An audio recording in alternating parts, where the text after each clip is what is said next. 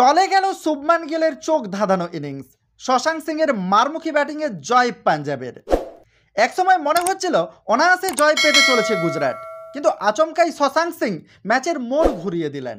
শেষ পর্যন্ত রুদ্ধশ্বাস ম্যাচ 3 উইকেটে জিতে নিল পাঞ্জাব। এদিন টসে জিতে গুজরাট টাইটান্সকে প্রথমে ব্যাট করার জন্য আমন্ত্রণ জানান পাঞ্জাব কিংসের অধিনায়ক শিখর ধাওয়ান। গুজরাটের শুরুটা মোটেও ভালো হয়নি। ঋদ্ধিমান সাহা 13 বলে 11 রান করে কার্গিসোর অ্যাওয়ার্ডের শিকার হন। এরপর কেন উইলিয়ামসনকে সঙ্গে নিয়ে ইনিংসের হাল ধরেন অধিনায়ক শুভমান গিল। এবার আইপিএলে শুরুটা ভালো করলেও বড় ইনিংস কিছুতেই খেলা হয়ে উঠছিল না ভারতীয় ক্রিকেটের নতুন ব্যাটিং সেন্সেশনের। শেষ পর্যন্ত 48 বলে 89 রানের ইনিংস খেলে অপরাজিত থাকেন তিনি। ইনিংস সাজালেন 6টি 4 ও 4টি ছক্কা দিয়ে।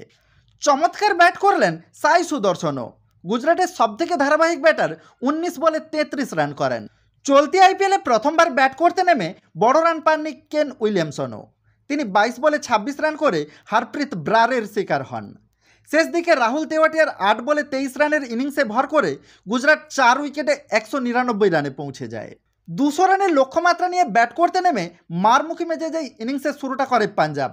প্রথম ওভারেই 3টা বাউন্ডারি মারেন জনি ব্রেস্টো, কিন্তু দ্বিতীয় ওভারের শুরুতেই অধিনায়ক শিখর ধাওয়ান উমেশ যাদবের বল কাট করতে গিয়ে বল স্টাম্পে টেনে আনেন। এদিন রান পাননি অপর ইংরেজ অলরাউন্ডার স্যাম কুরানো, তাকে ফেরালেন আজমতুল্লাহ ওমরজাই। তবে বেশ ভালো খেললেন প্রভসিমরন সিং। তার 24 বলে 35 রানের ইনিংস সাজানো ছিল 5টা বাউন্ডারি ও 1টা ওভার বাউন্ডারি দিয়ে। যখন মনে হচ্ছিল ম্যাচে গুজরাট জাঁকিয়ে বসেছে, পাল্টা মারে পাঞ্জাবকে ম্যাচে ফিরিয়ে আনলেন শশাঙ্ক সিং। তার অপরাজিত 29 বলে 61 রানের ইনিংসে ভর করে শেষ পর্যন্ত ম্যাচে জয় ছিনিয়ে নিল পাঞ্জাব। শেষ 12 বলে দরকার ছিল 25 রান। প্রথমে আশুতোষ, পরে শশাঙ্ক ছক্কা মেরে পাঞ্জাবের ইনিংসকে এগিয়ে নিয়ে যান। শেষ ওভারে দরকার ছিল মাত্র 7 রান, কিন্তু প্রথম বলেই আউট হয়ে যান আশুতোষ। অহেতুক ছক্কা মারতে গিয়ে উইকেট ছুঁড়ে দিয়ে আসেন তিনি। শেষ 2 বলে দরকার ছিল 1 রান, কিন্তু পঞ্চম বলেই লেগ বাইয়ের সৌজন্যে প্রয়োজনীয় রান তুলে নেয় পাঞ্জাব। তবে সকলকে ছাপিয়ে এদিনের জয়ের নায়ক সেই শশাঙ্কই।